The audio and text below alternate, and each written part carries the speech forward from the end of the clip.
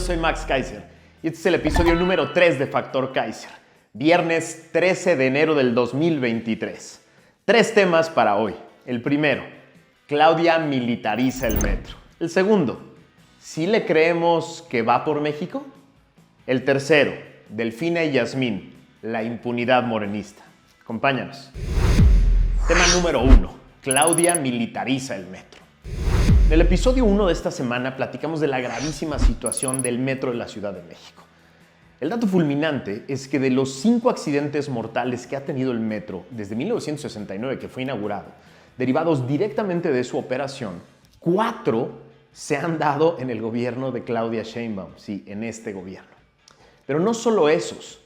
En el último año, prácticamente cada semana hay un incidente en el metro que ocasiona lesiones, daños materiales, retrasos en la operación y sobre todo, y lo más grave, enormes riesgos para los pasajeros.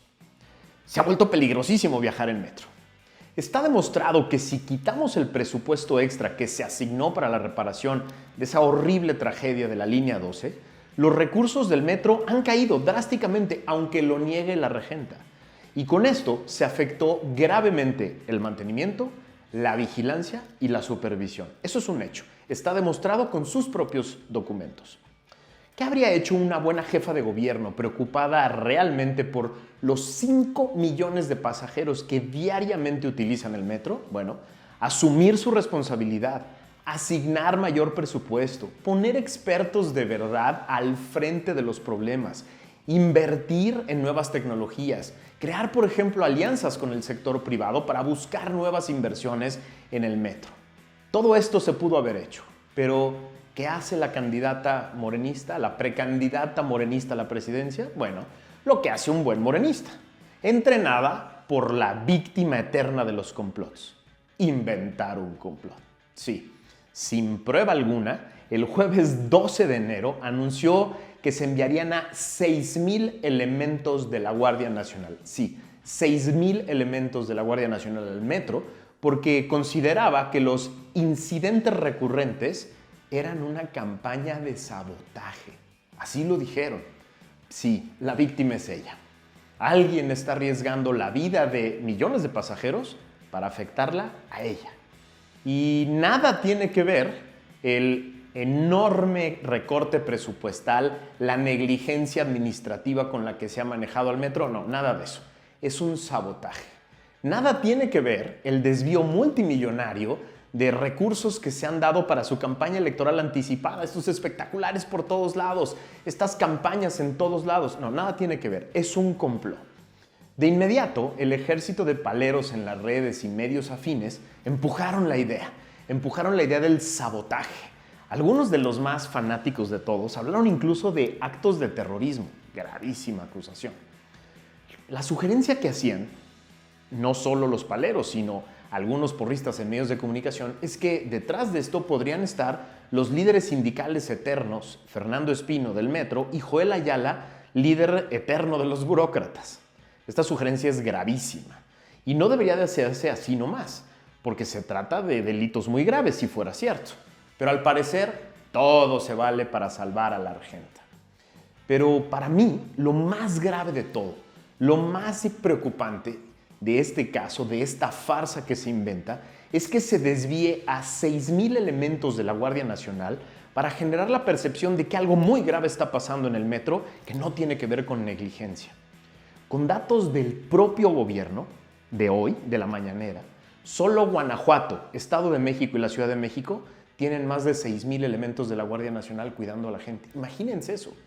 Los demás estados, todos los demás, tienen menos de 6,000 elementos. Los más violentos de todos, los estados de Sonora, Sinaloa, Michoacán, Guerrero, Tamaulipas, Veracruz, Zacatecas, tienen menos. Por ejemplo, Sonora tiene a 2,000, Sinaloa a 3,000, Michoacán a 4,000. Guerrero tiene menos de la mitad, 2,951 elementos. Menos de la mitad que los que va a tener el metro. Todos estos estados, por supuesto, gobernados por morenistas. Es decir, para el señor López, para la regenta, es más importante salvar su imagen que cuidar a los mexicanos en los estados más violentos del país. Esto es gravísimo. Tema número 2. ¿Sí le creemos a la coalición que van por México? El 12 de enero, en un evento lleno de sonrisas, de abrazos, de discursos enjundiosos y de mucha producción y muchos representantes de los medios de comunicación, los partidos PRI, PAN y PRD anunciaron que refrendaban su intención de ir en coalición. Llenos de abrazos, decían, vamos juntos a las elecciones del 23 y del 24. Esto es visto por muchas personas como una gran noticia en sí misma, porque, dicen ellos, se abre la posibilidad de equilibrar el espectro político mexicano y de generar contrapesos. Yo tengo algunas reservas que quiero explicar.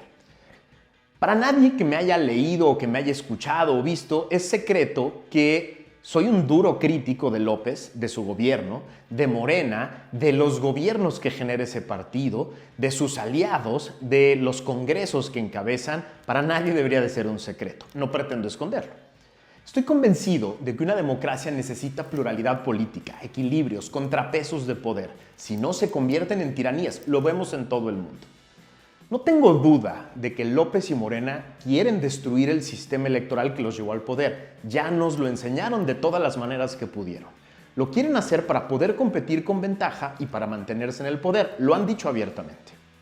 Desde el inicio de este gobierno, Morena ha utilizado sus programas sociales, alianzas con grupos delictivos, manipulación de obras y de programas de gobierno, miedo y compra de votos para ganar elecciones. Está documentado. Por el bien de la democracia, necesitamos alternativas políticas fuertes. Necesitamos que otros partidos puedan competir y ganar el poder para poder generar equilibrios y para generar contrapesos. La destrucción del INE vía una reforma constitucional que pretendía Morena se evitó gracias a esos contrapesos en el Congreso. Mis reservas tienen que ver con la representación, con cómo nos sentimos representados quienes no militamos y nunca hemos militado en un partido político. En 2021, millones de mexicanos que habían votado por Morena le dieron la espalda. Y quizá no con mucho gusto, pero votaron por candidatos de oposición en el Congreso para generar equilibrios. En la Ciudad de México fue muy clara la derrota de Morena. A ver, la lista nominal del INE tiene hoy alrededor de 94 millones de votantes con credencial de elector. El proceso de revocación del año pasado nos dio un dato muy claro. Alrededor de 15 millones de votantes están fielmente con Morena. Ahí están, ahí se van a quedar. Digamos entonces que para el 2024 tendrá entre 15 y 20 millones de votantes, más o menos. Esto quiere decir que 74 millones de votantes con credencial de elector no están con Morena y seguro no estarán en el 24. Un porcentaje de estos, sí, podría ser movilizado por una campaña anti-López, pero no creo que el suficiente para ganar y para equilibrar el poder. Y así se genera la imperiosa necesidad de un frente que no solo sea una férrea oposición, sino que sea una alternativa política. Algo diferente, algo nuevo, una visión de México mejor, no un regreso al pasado. No tenemos nostalgia, no queremos regresar a lo de antes. Para convocar a millones de ciudadanos a las urnas en 2024, se necesita mucho más que alianzas entre dirigentes partidistas y las mismas caras y las mismas propuestas de siempre. Si los partidos de oposición se quieren transformar en verdaderas alternativas para nosotros los ciudadanos que no militamos en ningún partido, deben abrir las puertas a la ciudadanía. Veo muy difícil que se movilice a millones de ciudadanos con un simple llamado a votar en contra de otro partido, como una oposición. Y hacerlo con los mismos de siempre, con las mismas propuestas y slogans de siempre. Lo veo muy difícil. Los ciudadanos queremos ver algo nuevo, ideas nuevas, soluciones nuevas, visiones de país nuevos, liderazgos frescos y atractivos, pero sobre todo una agenda que nos incluya a nosotros, que contenga nuestras preocupaciones y nuestros problemas reales, que nos dé voz y la posibilidad de participar en la construcción y en la implementación de esta agenda. ¿Quieren ciudadanos participativos y movilizados? Los tienen que incluir en sus eventos, en sus plataformas, en sus propuestas, en sus candidaturas, en los procesos de selección, en la construcción de la agenda.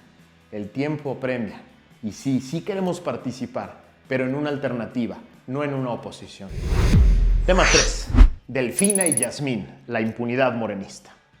Esta semana, la UNAM resolvió de manera muy contundente que Yasmín Esquivel, ministra de la Corte, impuesta por López y esposa de uno de sus contratistas más consentidos, había plagiado casi completa su tesis de licenciatura.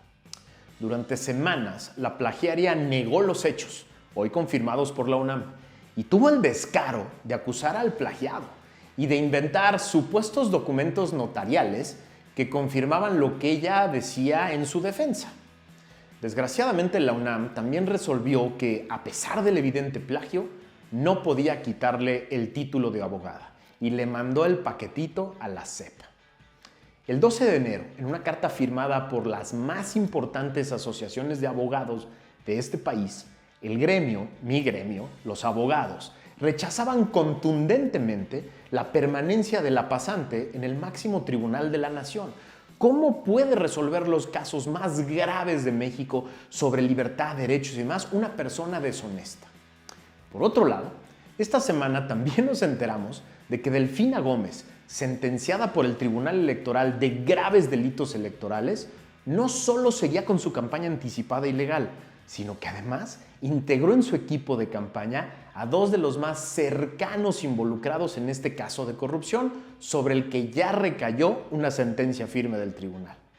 Higinio Martínez, quien dirigía el grupo al cual se desviaron parte de los sueldos de 470 trabajadores del municipio de Tlaxcala, y Horacio Duarte, quien avaló con su firma los descuentos que se hacían a los trabajadores, serán el primero delegado de la campaña en el Estado de México y el segundo coordinador de esta campaña.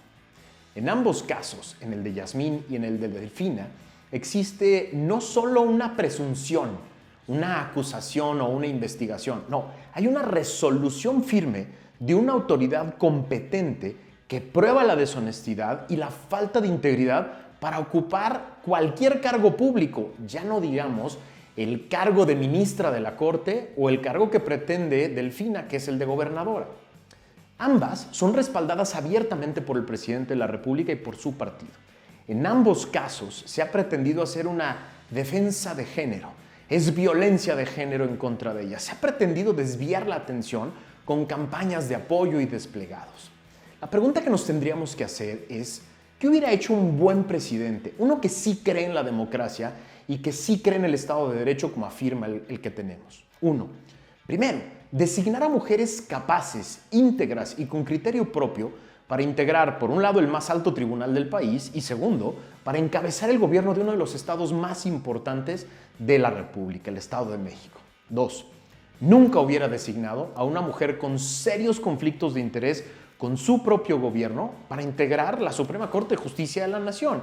Y jamás un buen presidente habría designado a una persona sentenciada por corrupción por el más alto tribunal electoral. 3. Una vez enterado de la deshonestidad y la falta de integridad de ambas, habría instruido a todas las instancias a su cargo para investigar y llegar hasta las últimas consecuencias. Como por ejemplo, en el caso de Yasmín, instruir a la SEP a que le retirara el título y no permitir que se bloqueen los procesos constitucionales para que salga de la Corte. En el caso de Delfina, instruir a la Fiscalía de Delitos Electorales que deje de hacerse loca con el proceso contra Delfina. Eso habría hecho un buen presidente. El que tenemos prefiere utilizar las mañaneras, utilizar todos sus foros para protegerlas, para resguardarlas, porque sabe que si caen ellas dos, pueden empezar a caer todas las demás personas que tienen en este gobierno un escándalo de corrupción. Muchas gracias por haberme acompañado en este tercer episodio de Factor Kaiser, en esta primera semana de estreno. Estoy muy emocionado de ver todas las reacciones que se han generado, todas las personas que se han suscrito al canal. Me emociona mucho ver los comentarios que me han hecho diferentes personas acerca de lo que están viendo. Poco a poco iremos evolucionando, mejorando y lo que quiero es que participes, me comentes cosas, propongas temas, que lo compartas por todas tus redes. Síguenos en las diferentes redes sociales, suscríbete aquí en el canal de YouTube, pícale a la campanita para que te avise cuando salga un episodio nuevo. Lo que queremos es hacer una gran comunidad contigo, una gran comunidad de ciudadanos activos, participativos, bien informados, que le entren a los grandes temas. Nos vemos la próxima semana.